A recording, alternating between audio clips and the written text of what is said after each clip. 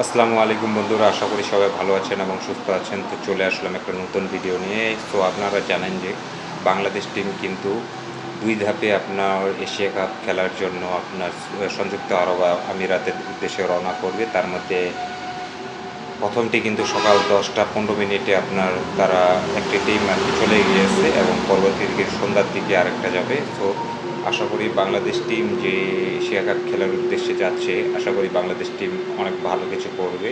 কারণ বাংলাদেশের কিন্তু যথেষ্ট সম্ভাবনা আছে এশিয়া কাপে আপনার ফাইনাল পর্যন্ত যাওয়ার। কারণ আমি বেশ কয়েকটা জিনিস আপনাকে বলতে চাই। কারণ বাংলাদেশ ইতিমধ্যে কিন্তু রিসেন্ট আপনার শ্রীলঙ্কা, পাকিস্তান এবং আপনার নেদারল্যান্ডসের বিপক্ষে আপনার খেলেছে আর কি, প্রীতি ম্যাচ খেলেছে। সো আপনার সেগুলোতে কিন্তু বাংলাদেশ যে খারাপ পারফর্ম করেছে সেটাও কিন্তু না।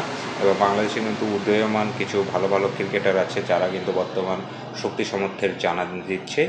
সো আশা করা যায় বাংলাদেশ টিম আপনার অতীতের সব কিছু ভুলে গিয়ে আপনার সামনে যে এশিয়া কাপটি চলছে, যেটাতে বাংলাদেশ কিন্তু বি গ্রুপে আর কি আছে। সো বি গ্রুপে বাংলাদেশের বিপক্ষে খেলবে আপনার আফগানিস্তান, শ্রীলঙ্কা এবং হংকং।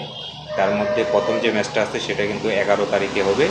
এই যে আগামী 11 তারিখে আপনার হংকংয়ের সাথে কিন্তু প্রথম ম্যাচটা হবে বাংলাদেশের। সো আশা করা যায় বাংলাদেশ প্রথম যে পর্ব, সেই পর্বে বাংলাদেশ টিম এই টিমগুলোকে হারিয়ে আপনার যে টপ 4 টিমের মধ্যে আপনার যে 2টা টিম থাকবে তারাই কিন্তু আপনার সেকেন্ড রাউন্ডে যাবে। সো আশা করা যায় বাংলাদেশ সেক্ষেত্রে ভালো কিছু করবে। সো বাংলাদেশ টিমের জন্য এই জন্য অনেক অনেক অভিনন্দন।